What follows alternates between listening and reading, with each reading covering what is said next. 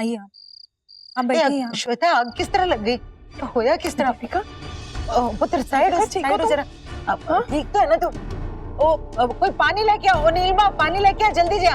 आग लग गई छोटी होने वाली दुल्हन की साड़ी में। ये तो बड़ी अपशगुनी हुई जी। इसका तो पहला कदम ही एक तो तूफान ले आई, ऊपर से ये आग। ओ जी माफ करना, कोई अपशगुनी नहीं हुई। और प्लीज वीर जी के सामने आप ऐसी बात मत करना। पानी पानी। देविका पानी पियो। श्वेता इसकी तो सारी साड़ी खराब हो गई है। तू जाकर अंदर कपड़े कुछ। हाँ माँ। देविका चलो तुम्हारे कपड़े बदलवा देती हूँ। नहीं मैं ठीक हूँ। नहीं देविका, जले हुए कपड़े पहनना शुभ होता है। तुम घबराओ नहीं, अंदर चलो और कपड़े बदल लो। ले जा आराम नाल। सही वक्त पे पहुंचा था, शुक्रिया देविका को बचाने के लिए। अरे कोई बात नहीं साकेत जी। लेकिन तुम अकेले हो, श्वेता दी और विकास जीजा दिखाई नहीं दे रहे, कहाँ हो? एक्चुअली भाभी पहले ही आ गई थी और विकास भैया को मार्क्स करके जाना था। आप तो जानते हैं माँ काफी चिंतित है भैया के काम को लेकर, तो बस उसी के लिए किसी से मिलने गई। अरे यार काम से याद है, जिस काम के लिए तुम्हारी सिफारिश की थी उसका क्या हुआ? बात बनी कि नहीं? हाँ जॉब तो मुझे मिली, लेकिन वहाँ नहीं जहाँ आपने बताया था। कहीं और गया था और अपने बलबूते पर जॉब को हासिल किया। और आप तो जानते हैं कि मुझे अपनी मेहनत और अपनी काबिलियत पर बहुत विश्वास है। वो सब तो ठीक है, लेकिन सिफारिश बुरी चीज नहीं है और दुनिया में हर चीज सिफारिश और सेटिंग से होती है, याद रखना। मैं इन सब बातों का नहीं मानता, तो मैं आपसे पहले भी कह चुका हूँ कि मुझे आपकी हेल्प की जरूरत नहीं। Thank you. समझी हूँ ना तुम्हारा, इसलिए। लेकिन हाँ, मुश्किल वक्त में हमेशा अपने काम आता है। अगर अपनापन बनाए रखो तो। खैर ये सब छोड़ो, अगर किसी चीज की जरूरत हो ना तो बेझिझक यहाँ आना। वैसे साकेत जी वो लड़की यहाँ कैसे? वो बहुत ही खास है, वो बहुत जल्द उससे शादी करने वाला हूँ। और तुम तो जानते हो मैं जिस चीज को चाहता हूँ उसे हासिल करने में देर नहीं लगाता। बहुत जल्द तुम्हारे घर पे इनविटेशन आने वाला शादी का, आ जाना।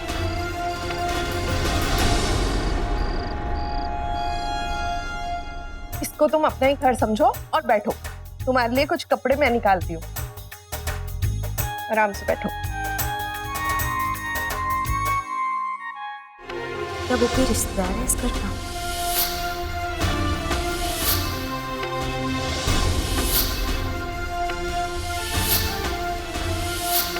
ऐसा गिरा हुआ और नीच आदमी, अगर ऐसे रिश्तेदार हैं इस घर के तो फिर मैं इस घर में शादी कैसे कर सकती हूँ? वो लड़का जो औरतों की इज्जत करना नहीं चाहता, बस उनको इस्तेमाल करता है। मैं तो उससे दिल की गहराई से सिर्फ नफरत करती हूँ। और अगर यहाँ के बाकी लोग वो भी ऐसे ही हुए तो मैं कैसे निभा पाऊंगी शादी के बाद? और दादी को भी ऐसी जल्दी पड़ी है मेरी शादी करवाने की, कुछ सुनना समझना ही नहीं चाहती।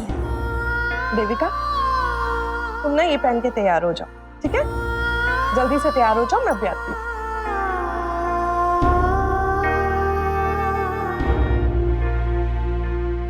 निम्मी जरा उत्ते जाके देख, बच्चे कल्ले पे ने, डर ना जान।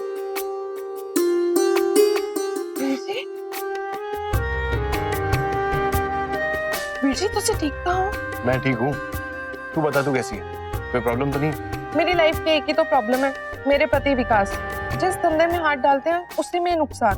पता नहीं हमारे मुकद्दर में क्या लिखा है। तो पहले क्यों नहीं बताया?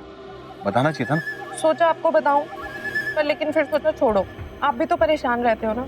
वैसे भी आपके इलेक्शन आ रहे हैं, कितना काम रहता है आपको। काम तुझसे बड़ा है क्या? तू मेरी लाडली बहन है, राखी बंधवाता ना हर साल तुझसे। तू फिक्र मत कर, तेरे पति का मुकद्दर मैं खुद अपने हाथों से लिखूंगा, सब ठीक हो जाएगा। सच्ची? अब तो खुश है ना? देविका दिखाई नहीं, तेरी कहाँ हो? वो साड़ी चेंज करने गई है। अभी चले, लेट हो रहा है। हाँ रवि अभी चलते हैं, मुझे ना वीर जी को कुछ दिखाना है। रवि एक काम कर दो ना, कमरे से मेरा बैग ला दो प्लीज। कौन से रूम से भाभी? हाँ वो वाली। पता नहीं क्यों भेज देते हैं मुझे फैमिली के बखेड़ों में। हेलो जी कैसे हो? मैं तो ठीक हूँ, आप कैसे हो? सरकार की फॉर्मेलिटीज, आई हेट दिस। यहाँ तो 2 कमरे हैं।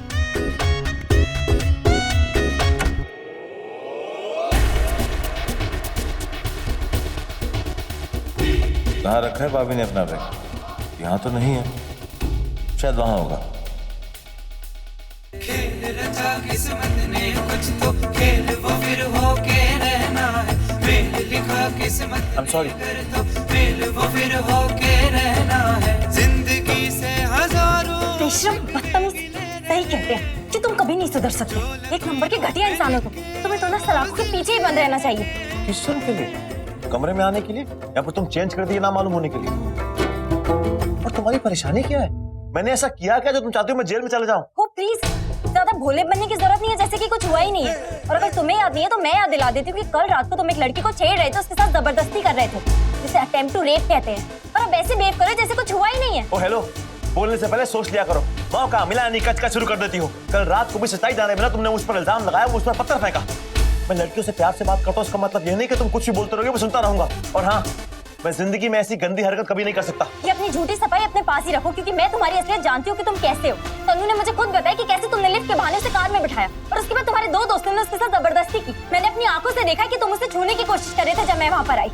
तुम जैसे घटिया और सड़े हुए दिमाग वाले इंसान के साथ ना मुझे बात ही नहीं करनी है। वो तो शुक्र मनाओ मेरी उस दोस्त का जिसने मुझे पुलिस स्टेशन में जाके कंप्लेन करने के लिए मना कर दिया, नहीं तो अभी सड़ रहे थे वहाँ जेल की सलाखों के पीछे। वैसे भी तुम जैसे बलात्कारियों के साथ यही होना चाहिए। क्या कहा तुमने? बलात्कारी? अपनी गंदी जुबान से गंदा लफ्ज दोबारा इस्तेमाल मत करना मेरे लिए, वरना बहुत बुरा होगा। और तुम समझती क्या अपने आप को? हाँ, तुम जो बोलोगी जो बकोगी वही सच है। सच्चाई वो नहीं होती जो दिखाई देती है। बात का दूसरा पहलू भी समझना चाहिए, देखना चाहिए, ना कि अपनी बात का ढोल बजा बजा के एक अच्छे खास इंसान को तुम रेपिस्ट बना दो। तुम्हारी फ्रेंड ने तुमको बताया था ना वहाँ 3 लोग थे, लेकिन जब तुम वहां पर आई तुमने मेरे अलावा किसी और को देखा नहीं ना? वो इसलिए क्योंकि मैं था जिसने उनकी धुलाई करके वहां से भगाया था उनको। अरे मैं तो तुम्हारी फ्रेंड को होश में लेके आ रहा था बस। सोच तुम्हारी गंदी है, क्या तुम सोचती हो? उससे लड़कों से बचाने का तो दूर की बात है, तुम मेरे पर इल्जाम लगा रही हो कि मैं रेपिस्ट हूं।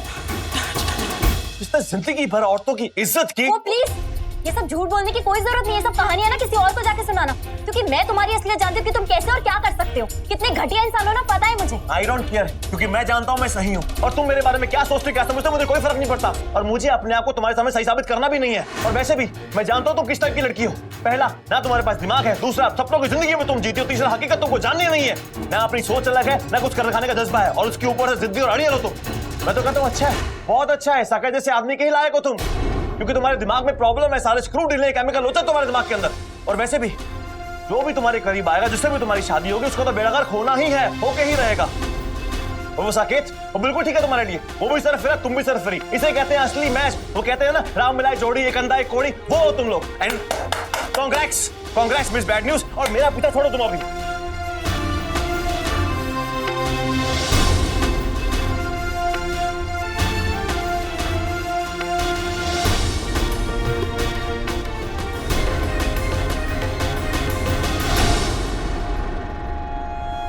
तुझे देविका कैसी लगी? अभी तो सिर्फ 2 मिनट ही मिल पाई हूँ, पर मैं बहुत खुश हूँ। मेरे बीजी को कुछ पसंद तो आई। आखिर इतने सालों बाद शादी की सोची तो सही। आपकी चॉइस है, कुछ तो बात होगी उसमें, बताओ ना। मुझे एक छोटी सी प्रॉब्लम है। सीधी बात का मुझे टेढ़ा जवाब पसंद नहीं, और जिनसे मैं प्यार से पेश आता हूँ उनका इनकार मैं बर्दाश्त नहीं कर पाता हूँ। छोड़ना, तू नहीं समझेगी। अरे ऐसे कैसे नहीं समझूंगी, बताओगे तो समझूंगी। बहुत ही खूबसूरत है वो। जब भी मैं उसे देखता हूँ ना, बस देखते रहने का मन करता है। और एक खास बात है, जब उसे देखता हूँ तो सहमी सी हो जाती है। उसकी आंखों में मुझे वो डर नजर आता है। एक पति को अपनी पत्नी में और क्या चाहिए? जिंदगी भर गुलाम बनकर रहेगी मेरी हो। एक जरूरी फोन आया, मैं मिलता हूँ तुझे। भाभी बैक। अरे भाभी, प्लीज मुझे जाने दो।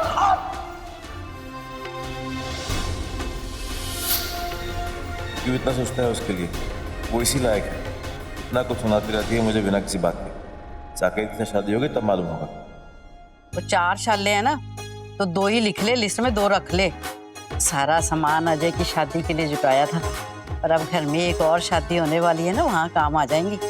और अजय की वोटी के लिए जो जोड़े बनाए हैं ना, उसमें से 4-5 अच्छे जोड़े देविका के लिए रख लेना। क्या हो गया रेखा रानी, कुछ गलत बोल दिया? ऐसे घूर रही हो जो मुझे? ओए, अजय की वोटी के घर वाले उसके लिए इतना सामान दे रहे हैं ना, 2-4 चीजें कम हो जाएंगी तो कोई फर्क नहीं पड़ने वाला। आहो बेचे, कपड़े शपड़े तो ठीक हैं, पर इतनी जल्दी गहनों का इंतजाम कैसे होगा? सरू जी, आप यहाँ ऐसी बातें करती रहेंगी, थोड़ा घड़ी की ओर भी निगाह दौड़ाएंगी? इतनी रात हो गई, अब तक देविका वापस नहीं आई। एक तो ना आप थोड़ा सब्र संतोख रखना सीखो। आ जाएगी लड़की है, अपने होने वाली ससुराल गई है, जान पहचान होएगी, मिलना मिलाना होगा, थोड़ा टाइम तो लगेगा ही ना। मुझे तो बस एक ही फिक्र है, ये सिर फिरी लड़की ना वहां कुछ अंट शंट ना बोल दे। उसने कुछ भी उल्टा पुल्टा बोल दिया ना, वहां पे तो सारा गुड़ गोबर हो जाना है। एक तो सकेत जी ने भी ना जाने की बात इतनी जल्दी कर दी कि मुझे भी समझाने का टाइम नहीं मिला। और तुझे बोला था कि उसे जॉब की बात करने से मना कर देना, वहां बोला था कि भूल गई? बोल दिया था मैंने उसे।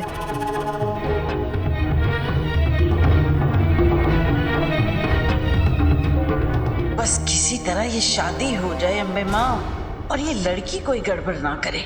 अगर सब ठीक ठाक हो गया तो मैं खुद आपके दर्शन करने आऊंगी वैष्णो देवी। बस इतनी कृपा करो अम्बे माँ।